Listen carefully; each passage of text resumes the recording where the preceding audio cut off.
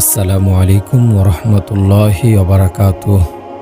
প্রিয় পরিণতি চ্যানেলের শ্রোতা বন্ধুরা, আশা করি মহান আল্লাহ পাকের অশেষ কৃপায় আপনারা সকলে ভালো আছেন। মৃত্যুর কষ্ট যে কি সেই বুঝতে পারে যে মরেছে। এছাড়া মৃত ব্যক্তির অবস্থা গভীরভাবে পর্যবেক্ষণ করলে খানিকটা ঠাহর করা যায়, চিন্তা করলেও অনেকটা অনুভব হয়। যেমন শরীরের যে জায়গায় রুহু থাকে না, তাকে কেটে ফেললে কোনো কষ্ট হয় না। সুস্থ দেহের কোনো অংশ সামান্য সুই ঢুকালেই প্রাণ বিদারী কষ্ট হতে থাকে। শরীরের একটুখানি জলে বা পুড়ে গেলে কি নিদারুণ যন্ত্রণা হয়। এমন কষ্ট পাবার কারণ হচ্ছে শরীরের সর্বত্র ছড়িয়ে আছে প্রাণ। যখন মৃত্যুর সময় হয় তখন সরাসরি রুহু ধরে টান দেয়া হয়। কাজেই শরীরের প্রতিটি লোমকূপ কি পরিমাণ যন্ত্রণাবিদ্ধ হয় তা একমাত্র মৃত্যু কষ্টে পড়া মানুষটাই বলতে পারে। শরীরের একটা অংশ কাটা বা পুড়ে গেলে অন্য অংশে প্রাণ থাকে, তাই সে ছটফট করে, তার যন্ত্রণা খানিকটা কমে, শাস্তি পায়। কিন্তু যখন প্রাণকে ধরে টেনে বের করা হয় তখন দেহ এমনই দুর্বল হয়ে পড়ে যে ছটফট করারও সুযোগ থাকে না, সে শুধু বড় বড় চোখ মেলে থাকে। আল্লাহ তাআলা বলেন, যখন তোমাদের প্রাণ কণ্ঠায় এসে পৌঁছে তখন তোমরা শুধু চেয়েই থাকো, কি পারো না ফিরিয়ে আনতে প্রাণকে।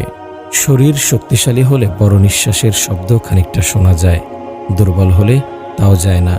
রুহু বের হয়ে গেলে ধীরে ধীরে প্রতিটা অঙ্গ ঠান্ডা হতে থাকে। পয়লা ঠান্ডা হয় পায়ের দিক, তারপর হাঁটু, উরু, প্রতিটি অঙ্গ ঠান্ডা হতে ওই রকম কষ্ট হয় যেন তা কাটা হচ্ছে। রুহু যখন কণ্ঠের কাছে পৌঁছে তখন চোখে আর আলো থাকে না, ঘোলা হয়ে যায়।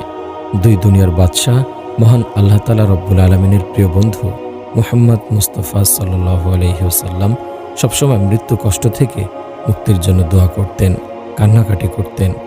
হযরত ঈসা আলাইহিস সালাম নিজের সাথীদের কাছে মৃত্যুর যাতনা কম হবার জন্য দোয়া চাইতেন। মরণের ভয় আমাকে মৃত্যুর কাছে নিয়ে গেছে।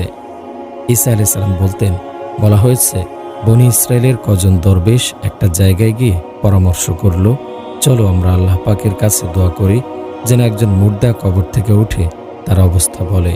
তারা দোয়া করল, সাথে সাথে একজন মৃত লোক কবর থেকে উঠে এলো, তার কপালে অনেক সিজদার চিহ্ন। কি জিজ্ঞেস করবে আমাকে? সে বলল, কিভাবে প্রকাশ করব আমার মৃত্যু কষ্টের কথা?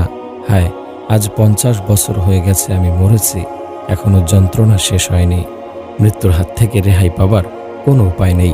আল্লাহ তাআলা বলেন, হে জিন ও মানুষ, যদি আমার আদেশ মানতে তোমাদের ভালো না লাগে তবে বের হয়ে যাও আমার রাজত্ব থেকে, কিন্তু তোমরা কখনোই তা পারবে না। মৃত্যুর